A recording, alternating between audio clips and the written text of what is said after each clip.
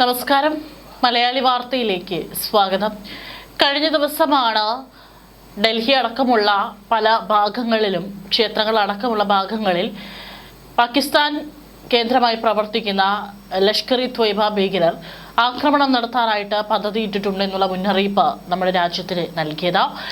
ഏതായാലും ഇപ്പോൾ ആ വലിയ ഒരു ഭീകരാക്രമണം ഇപ്പോൾ നമ്മുടെ രാജ്യത്തെ ഇന്റലിജൻസ് ഏജൻസികളടക്കമുള്ള സംയുക്ത പ്രവർത്തനത്തിലൂടെ ഓപ്പറേഷനിലൂടെ അത് തകർത്തിരിക്കുകയാണ്.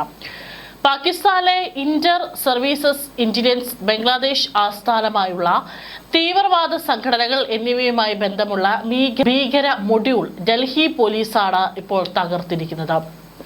രാജ്യതലസ്ഥാനം ഉൾപ്പെടെ പ്രമുഖ നഗരങ്ങളിൽ വൻ സ്ഫോടന പരമ്പരകൾക്ക് പദ്ധതിയിട്ട ഭീകര സംഘടനയുമായി ബന്ധമുള്ള 8 പേരെ ഡൽഹി പോലീസ് പിടികൂടി. 6 പേരെ തമിഴ്നാട്ടിൽ നിന്നും 2 പേരെ പശ്ചിമ ബംഗാളിൽ നിന്നുമാണ് അറസ്റ്റ് ചെയ്തത്. ബംഗ്ലാദേശിൽ നിന്നുള്ളവരും ഇവരിൽ ഉൾപ്പെടുന്നു.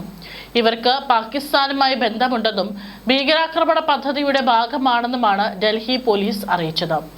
പാക് ചാര സംഘടനയായ ISI ലഷ്കർ ഇ ത്വയ്ബ, ബംഗ്ലാദേശ് കേന്ദ്രീകരിച്ച് പ്രവർത്തിക്കുന്ന ഭീകര സംഘടനകൾ എന്നിവയുമായി ഇവർക്ക് നേരിട്ട് ബന്ധമുണ്ടെന്നും പോലീസ് സ്ഥിരീകരിച്ചു.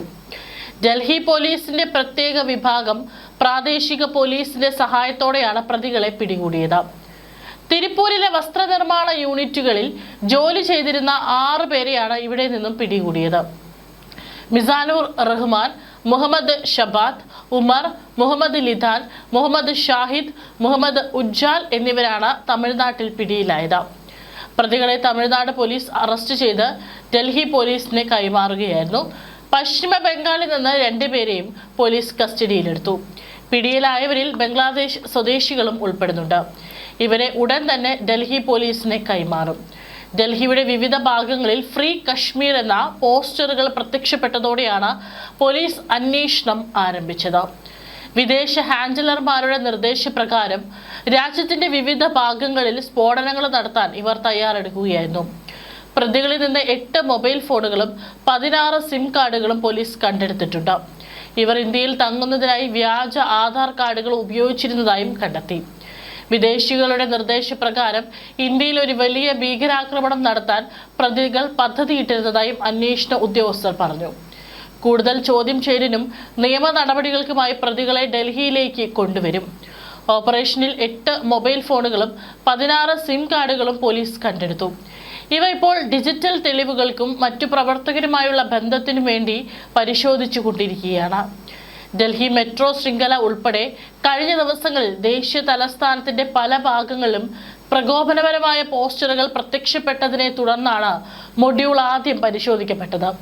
പോസ്റ്ററുകളിൽ പ്രകോപനപരമായ ഉള്ളടക്കവും കശ്മീരിനെ കുറിച്ചുള്ള പരാമർശങ്ങളും ഉണ്ടായിരുന്നതായി റിപ്പോർട്ടുണ്ട്.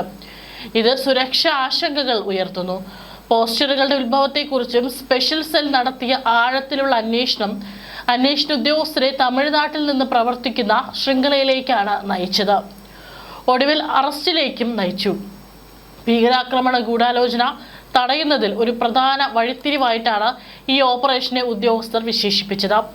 കൂടുതൽ പ്രതികളെ തിരിച്ചറിയുന്നതിനും ഫണ്ടിംഗ് മാർഗങ്ങൾ കണ്ടെത്തുന്നതിനും അതിർത്തി കടന്നുള്ള ബന്ധങ്ങൾ കണ്ടെത്തുന്നതിനുമായി കൂടുതൽ അന്വേഷണം നടക്കുന്നു.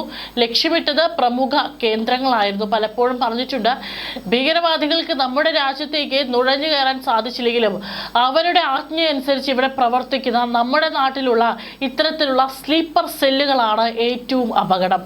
കാരണം അവരൊക്കെ തന്നെ ഏത് നിമിഷം വേണമെങ്കിലും അവിടെ നിന്ന് നിർദ്ദേശം ലഭിച്ചാൽ അതിനനുസരിച്ച് സ്വന്തം രാജ്യത്തെ ഒറ്റിക്കൊടുക്കാനായിട്ട്, അതായത് മാതൃരാജ്യത്തെ തകർക്കാനായിട്ട് കൂട്ടുനിൽക്കുന്നവരാണ് ഈ പറയുന്ന പ്രതികളെല്ലാം.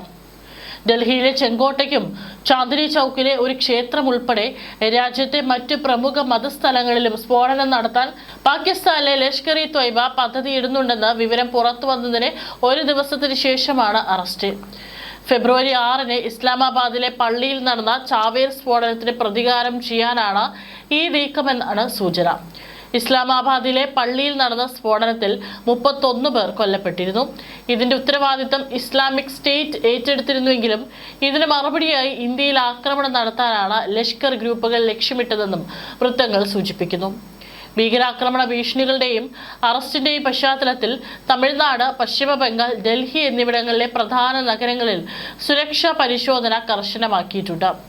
പ്രതികളെ കൂടുതൽ ചോദ്യം ചെയ്യുന്നതിലൂടെ വലിയൊരു ഭീകര ശൃംഖലയെക്കുറിച്ചുള്ള വിവരങ്ങൾ പുറത്തുവരുമെന്നാണ് പോലീസ് പ്രതീക്ഷിക്കുന്നത്. സംഭവത്തെ തുടർന്ന് തമിഴ്നാട്ടിലെയും പശ്ചിമ ബംഗാളിലെയും പ്രധാന നഗരങ്ങളിൽ സുരക്ഷയും പരിശോധനയും ശക്തമാക്കിയിട്ടുണ്ട്.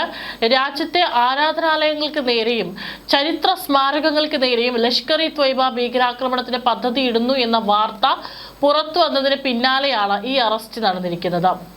ലഷ്കർ ആക്രമണത്തിന് തയ്യാറെടുക്കുന്നു എന്ന വിവരത്തിന്റെ പശ്ചാത്തലത്തിൽ സുരക്ഷയും വർദ്ധിപ്പിച്ചിരുന്നു. രാജ്യ തലസ്ഥാനത്ത് ഒരു പോസ്റ്റർ പ്രത്യക്ഷപ്പെട്ടതിന് പിന്നാലെയാണ് പോലീസ് പ്രതികളെ പിടികൂടുന്നതിലേക്ക് എത്തിയ അന്വേഷണം ആരംഭിച്ചത്. കഴിഞ്ഞ ദിവസങ്ങളിൽ ഡൽഹിയുടെ പല ഭാഗങ്ങളിലും ഫ്രീ കശ്മീർ എന്ന പോസ്റ്റർ പതിപ്പിച്ചിരുന്നു. ഇവിടെ നിന്ന് തുടങ്ങിയ അന്വേഷണമാണ് 8 പേരുടെ അറസ്റ്റിൽ എത്തിയിരിക്കുന്നത്. ഇനിയും ഇത്തരത്തിലുള്ള സ്ലീപ്പർ സെല്ലുകൾ ഈ പറയുന്ന ഭീകരവാദികളുടെ ആജ്ഞയ്ക്കായിട്ട് കാത്തിരിക്കുന്നുണ്ട്. ഏതായാലും വലിയൊരു രാജ്യത്ത് നമ്മൾ നടക്കേണ്ടിയിരുന്ന ഒരു ഭീകരാക്രമണമാണ് ഇപ്പോൾ ഡൽഹി പോലീസിന്റെ നേതൃത്വത്തിലുള്ള വളരെ പഴുതടച്ചിട്ടുള്ള അന്വേഷണത്തിൽ ഇപ്പോൾ തകർക്കാനായിട്ട് സാധിച്ചിരിക്കുന്നത്. ഇനിയിപ്പോൾ അറസ്റ്റിലായിട്ടുള്ള 8 പേരെ കൂടി ചോദ്യം ചെയ്യുന്നതിൽ നിന്നും കൂടുതൽ ആളുകളിലേക്ക് എത്താൻ പറ്റും എന്നുള്ളത് തന്നെയാണ്. അതിനുള്ള നടപടികളൊക്കെ തന്നെ ആരംഭിച്ചു കഴിഞ്ഞു. പക്ഷെ ഇപ്പോഴും നമ്മുടെ രാജ്യ തലസ്ഥാനത്ത് സൈന്യം അതീവ ജാഗ്രതയാണ് പുലർത്തുന്നത്. ജനങ്ങൾക്കടക്കം കർശനമായിട്ടുള്ള നിർദ്ദേശമാണ് നൽകിയിരിക്കുന്നത്.